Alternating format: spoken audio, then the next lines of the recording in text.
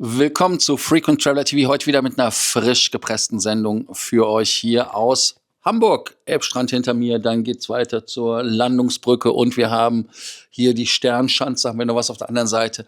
Aber es reicht ja eigentlich, um Hamburg zu erkennen.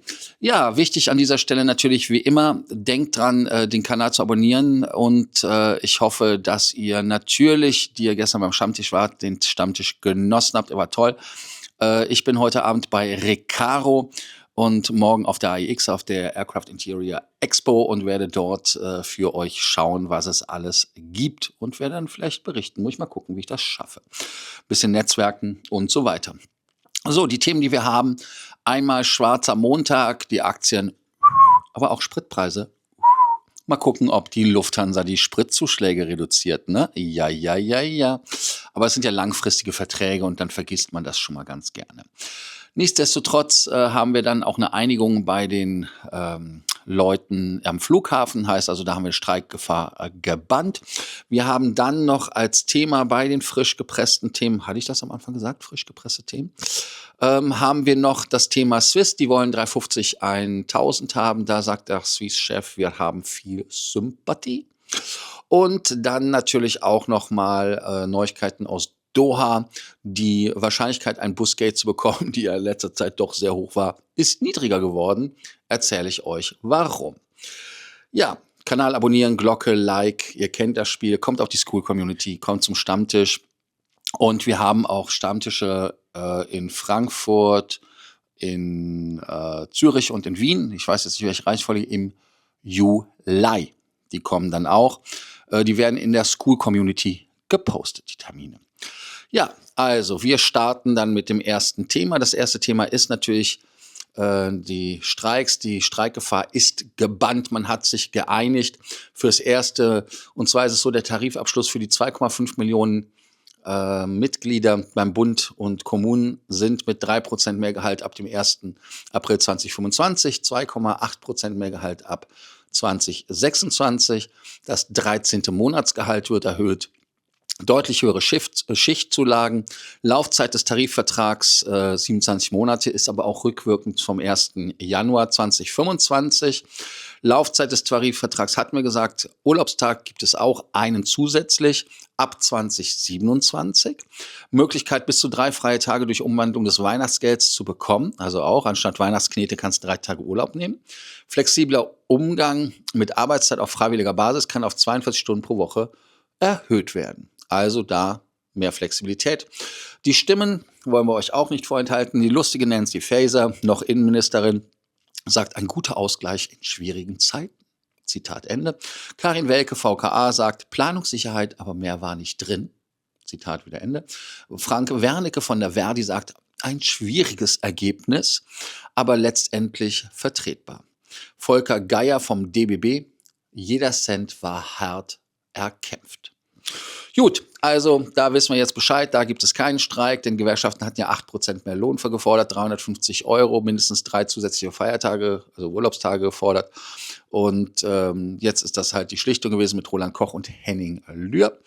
Und die Kosten sind 10 Milliarden jährlich für die Kommunen, für den Bund 1,94 Milliarden und über 27 Monate ohne Beamtenübertragung. Wer profitiert? Kitas, Müllabfuhr, Verwaltung, Nahverkehr, Flughäfen, viele weitere Bereiche des öffentlichen Lebens, bla bla bla. Also insofern, ihr wisst, kein Streik aus dieser Richtung, also insofern ein positives Erlebnis und Ergebnis. Dann haben wir im Moment natürlich einen historischen Einbruch, ausgelöst durch den lustigen orangen Mann aus Washington, Pennsylvania Avenue, war das 1100, ne?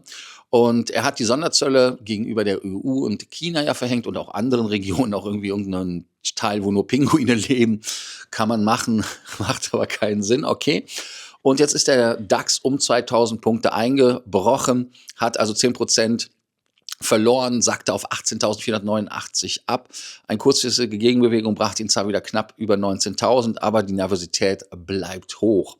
Und der Wochenverlust summiert sich so auf 8%. Ich meine, wir haben ja heute erst Montag. Und das ist der stärkste Rückgang seit dem Ukraine-Krieg 2022.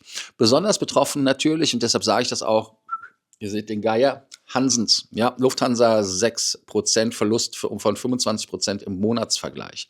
Airbus 9% runter, Fraport 5% runter, TUI 7% runter.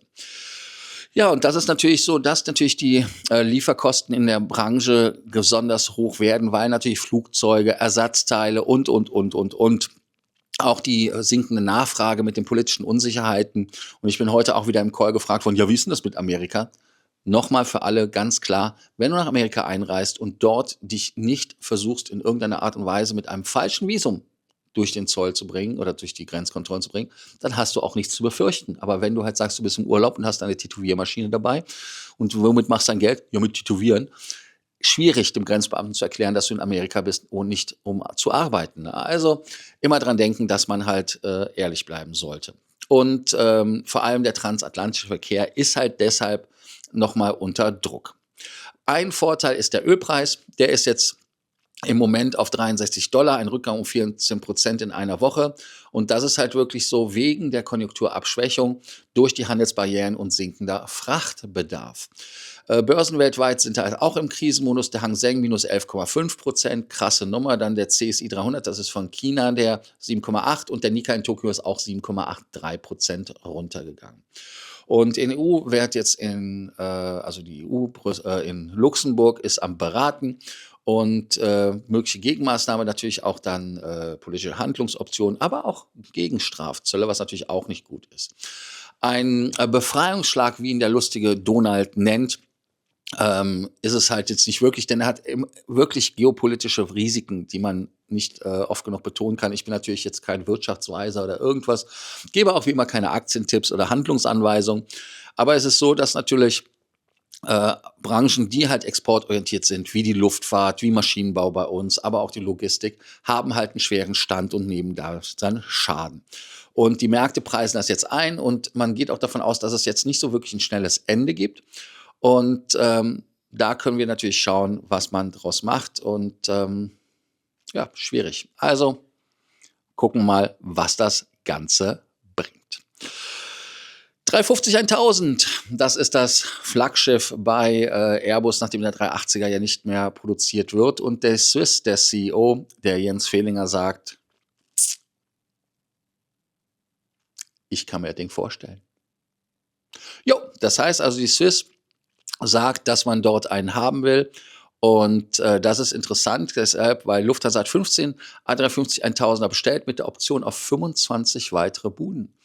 Und weiter geht es dann auch, dass man sagt, dass ja die Auslieferung ab 2026 stattfinden. Die neue Allegris-Kabine kommt. Bei der Swiss heißt es dann Sensis, klar, andere Farbgestaltung. Und auch die Flottenstrategie bei der Swiss ist natürlich dort im Umbruch, weil wenn man sieht, dass die Swiss ja mit 340-300ern fliegt, die ja bis 2027 ausgemustert werden sollen. Die 777-300 erhalten ja auch einen Kabinen-Retrofit, bleiben aber vorerst im Einsatz. Und die 350-900er, die erste kommt ja auch im Herbst 2025 zur Swiss und setzt dann den neuen Produktstandard. Also insofern macht das schon durchaus Sinn, die Tausender zu haben. Aber die Frage ist, was machen wir mit den 777s? Wo kriegen wir die denn vom Hof? Ne?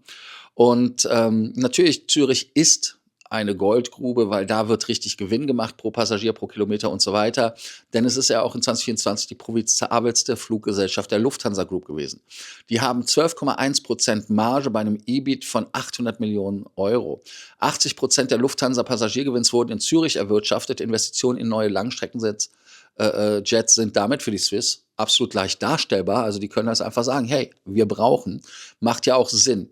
Und Fehlinger sagt zum 350-1000, Zitat, es sei zwar noch zu früh zu sagen, ob die Swiss 350-1000 in Zukunft fliegen wird, aber es gibt dafür viel Sympathie. So ist es richtig, also viel Sympathie. Zitat Ende.